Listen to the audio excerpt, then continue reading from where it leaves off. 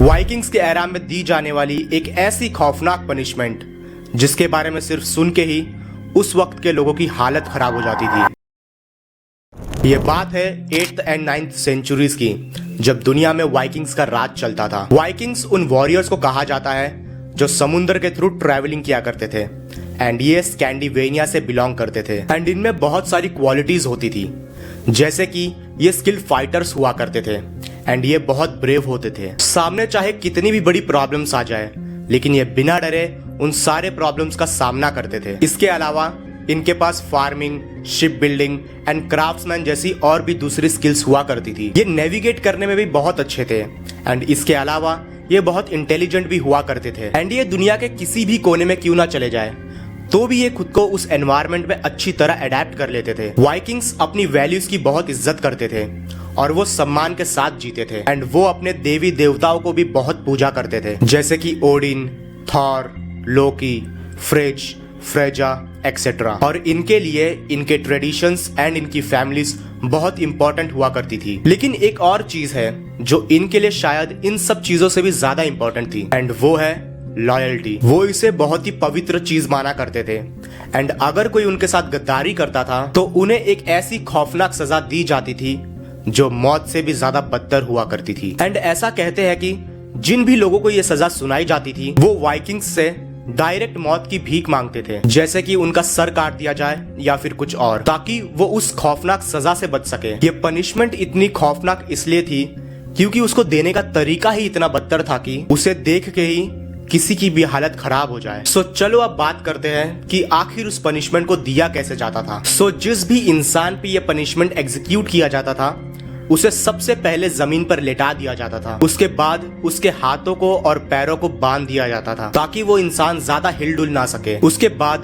जो एग्जीक्यूशनर होता था वो एक शार्प टूल लेता था, जैसे कि नाइफ, ब्लेड या फिर एक्स, एंड वो उस टूल से उस इंसान के पीठ को वर्टिकली चीर देता था एंड वो कट उस इंसान के नेक से लेके उस इंसान के लोअर बैक जितनी लंबी होती थी। इतना हो जाने के बाद केयरफुली उस इंसान के फ्लैश को दोनों साइड से बाहर की तरफ पील किया जाता है ताकि रिब केज विजिबल हो जाए। फिर जब रिब केज विजिबल हो जाती थी तब एक शार्प टूल का यूज करके रिब्स को एक एक करके स्पाइन से अलग किया जाता था और ये काम बहुत ही प्रिसाइजली किया जाता था ताकि रिब्स डैमेज ना हो जाए। उसके बाद रिब्स को फोर्सफुली बाहर की तरफ खींच के स्प्रेड किया जाता था, जो किसी ईगल के विंग्स की तरह शेप बनाता था। अब रिब केज ओपन करने के बाद एग्जीक्यूशनर उस इंसान के चेस्ट कैविटी के अंदर हाथ डाल के उसके दोनों लंग्स को बाहर निकाल देता था एंड उन लंग्स को रिब्स के ऊपर अरेंज करके रखा जाता था, जो दिखने में ईगल के फेदर्स की तरह दिखते थे एंड इसीलिए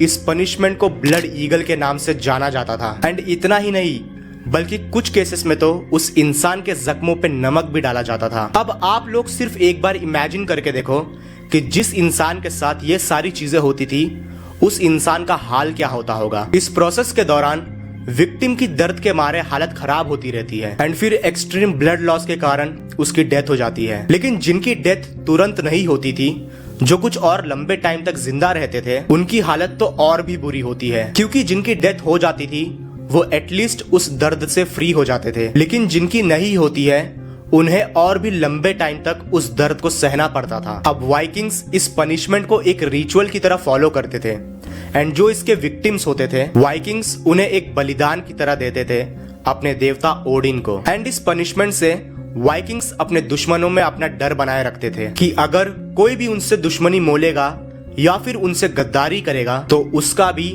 बिल्कुल ऐसा ही बुरा अंजाम होगा। कुछ सोर्सेस का तो ये भी कहना है कि कई बार इस पनिशमेंट को लोगों के बीच में भी दिया जाता था एंड फिर विक्टिम्स की बॉडीज को दो ट्रीज के बीच में या फिर दो पोल्स के बीच में बांध के टांग दिया जाता था ताकि वहां पे मौजूद हर कोई उन विक्टिम्स की हालत को देख सके एंड वो खुद ऐसी कोई गलती करने से पहले 1000 बार सोचे। अब ऑब्वियसली जब आप ऐसा कुछ अपने सामने होते हुए देखोगे तो आप बुरी तरह ट्रॉमेटाइज हो जाओगे उन चीजों को देख के एंड आपके अंदर बहुत डर बैठ जाएगा। एंड वाइकिंग्स भी यही चाहते थे ताकि वो कभी भी उनके खिलाफ ना जाए। अब वाइकिंग्स एंड इन सभी चीजों का जिक्र नॉर्स सागास में किया गया है एंड इनमें भी 4 ऐसे मेन टेक्स्ट है जिनमें ब्लड ईगल पनिशमेंट को अच्छी तरह मेंशन किया गया है, एंड वो है Orkneyinga saga, the tale of Ragnar's sons, Heimskringla and skaldic poetry. इसके अलावा एंग्लो सैक्सन क्रॉनिकल एंड और भी दूसरे टेक्स्ट्स में भी इनके बारे में मेंशन किया गया है। हालांकि इनमें डायरेक्टली मेंशन नहीं किया गया है, पर चीजें उन्हीं के अराउंड रिवॉल्व करती है। एंड बाकी के जो 4 मेन टेक्स्ट हैं, उनमें तो डायरेक्टली इन सभी चीजों के बारे में मेंशन किया गया है। अब बात करें अगर इस पनिशमेंट के सबसे पहले विक्टिम की, तो बताया जाता है कि इसके सबसे पहले विक्टिम किंग एला थे, एंड 9th सेंचुरी में ये नॉर्थम्ब्रिया में रूल किया करते थे, जो कि इंग्लैंड का एक रीजन था, एंड इसलिए इन्हें एला ऑफ नॉर्थम्ब्रिया के नाम से भी जाना जाता था। अब आखिर इन्हें ब्लड ईगल की पनिशमेंट दी क्यों गई थी? वेल, इसका रीजन ये है कि जब रैग्नार लॉथब्रोक, जो कि एक वाइकिंग वॉरियर और किंग थे, उन्होंने जब नॉर्थम्ब्रिया में इन्वेड किया था, तब किंग एला ने उन्हें अपना बंदी बना लिया था, एंड फिर उन्होंने रैग्नार को जहरीले सांपों के बिल में फेंक दिया, जिस वजह से उनकी मौत हो जाती है। एंड जब इस बात का पता रैग्नार के बेटों को पड़ा, जो कलेक्टिवली ग्रेट हीथन आर्मी के नाम से जाने जाते थे, तब उनके मन में एला के लिए बदले की भावना डेवलप हो गई। एंड फिर एक दिन वो अपनी आर्मी के साथ इंग्लैंड में इन्वेड करते हैं, जिन्हें वाइकिंग्स का लीडर इवार द बोनलेस लीड कर रहा था, और वो किंग एला को बंदी बना लेते हैं, एंड फिर वो किंग एला को ब्लड ईगल की सजा देते हैं। अब चाहे तो वो किंग एला को दूसरे तरीकों से भी मार सकते थे, लेकिन क्योंकि एला ने उनके पिता को मारा था और वो भी तड़पा कर, इसलिए वो भी एला को भयंकर तरीके से तड़पा कर ही मारना चाहते थे, एंड इसलिए उन्होंने एला को मारने के लिए ब्लड ईगल का इस्तेमाल किया। एंड इन सारी चीजों का जिक्र the tale of Ragnar's sons and Heimskringla में भी मिलता है। अब क्योंकि इस पनिशमेंट का सबसे पहला यूज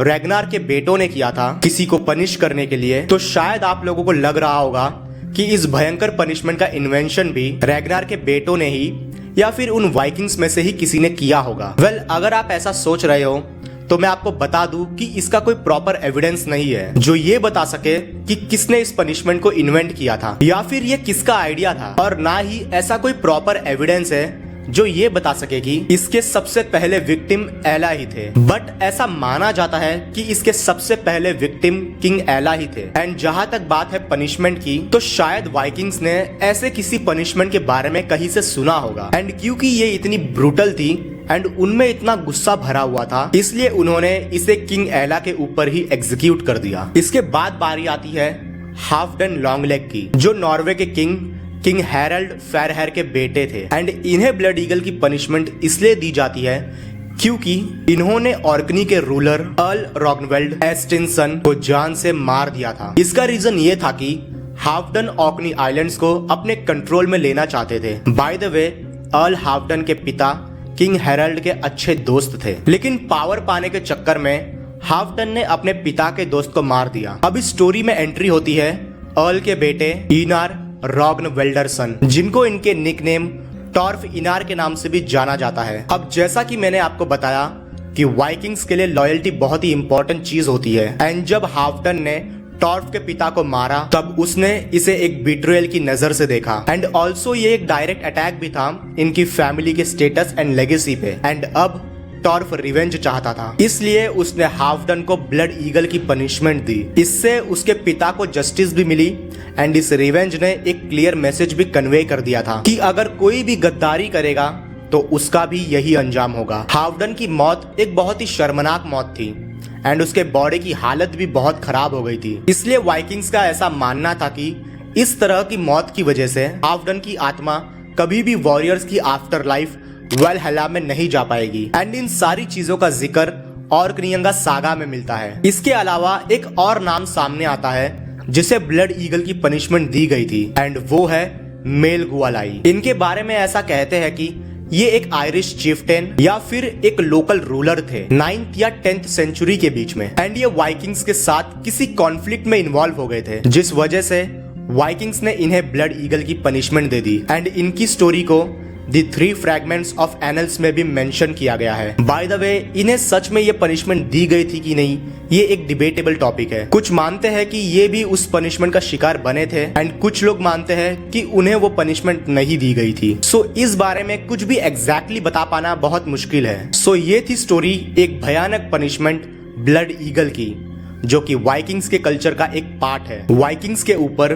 कई सारी movies, web series, books and video games भी बनाई गई है जो उनके कल्चर के बारे में और भी अच्छे से बताती है एंड जिनमें ब्लड ईगल का भी जिक्र किया गया है। मूवीज जैसे कि the 13th warrior, Valhalla rising and how to train your dragon, और वेब सीरीज जैसे कि वाइकिंग्स एंड वाइकिंग्स वेलहेला। अगर बुक्स की बात करें तो the sea of the dead by David Mackie, the last kingdom by Bernard Cornwell and north mythology by Neil Gaiman. Video games जैसे कि Assassin's Creed Valhalla, for honor and total war saga, the thrones of Britannia में भी आपको Vikings and उनके culture के बारे में देखने को मिलेगा। सो अब इन सब चीजों की तो बात हो गई, लेकिन चलो अब बात करते हैं कि आखिर ये ब्लड ईगल की पनिशमेंट रियल है या फिर सिर्फ एक मिथ। अब ये पनिशमेंट एक डिबेटेबल टॉपिक रही है कई सारे रिसर्चर्स के बीच में। कुछ इसे सच मानते हैं एंड कुछ के अकॉर्डिंग ये सिर्फ एक मिथ है। अब भले ही इसके बारे में नॉर्स सागास एंड उसके कई सारे टेक्स्ट में मेंशन किया गया है, लेकिन जो इसे एक मिथ मानते हैं उनका इसे मिथ मानने का रीजन ये है कि नॉर्स सागास को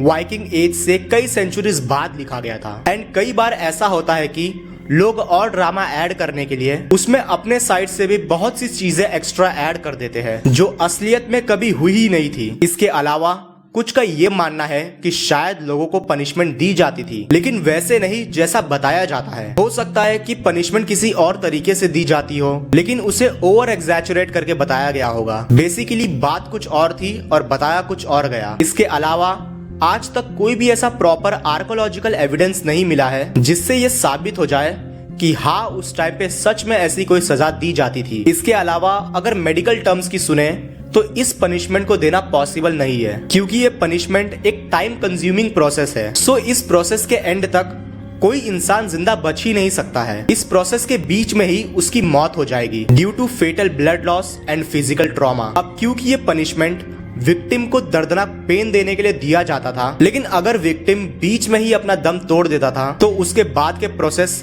मैटर ही नहीं करते थे। कुछ लोग ये भी मानते हैं कि वाइकिंग्स ने कभी किसी को ऐसी कोई पनिशमेंट दी ही नहीं थी। उन्होंने तो बस ऐसी अफवाह फैलाई थी इस पनिशमेंट के बारे में ताकि लोगों के अंदर उनका डर बैठ जाए एंड वो कभी भी वाइकिंग्स के खिलाफ ना जाए। एंड इसी तरह के कुछ रीजंस की वजह से कई रिसर्चर्स ऐसा मानते हैं कि ब्लड ईगल जैसी कोई पनिशमेंट कभी किसी को नहीं दी गई एंड ये सिर्फ एक कहानी थी जो टाइम के साथ लोगों ने खुद से ही ऐड कर दी। अब जैसा कि मैंने बताया कि इस टॉपिक पे डिबेट होती रहती है, सो इसलिए एग्जैक्टली ये बताना पॉसिबल नहीं है कि ब्लड ईगल की पनिशमेंट रियल थी कि नहीं। क्या पता हमें इन फ्यूचर ऐसे कुछ स्ट्रॉन्ग एविडेंसेस मिल जाए जिनके बेसिस पे ऐसा कहा जा सके कि ब्लड ईगल एक रियल पनिशमेंट थी जो वाइकिंग्स के एरा में लोगों को सच में दी जाती थी। लेकिन तब तक एग्जैक्टली बता पाना पॉसिबल नहीं है कि ये पनिशमेंट रियल है या फिर सिर्फ एक मिथ। एंड सपोज अगर ये पनिशमेंट रियल ना हो के भी सिर्फ किसी की इमेजिनेशन ही हो तो जिसने भी इसे इमेजिन करके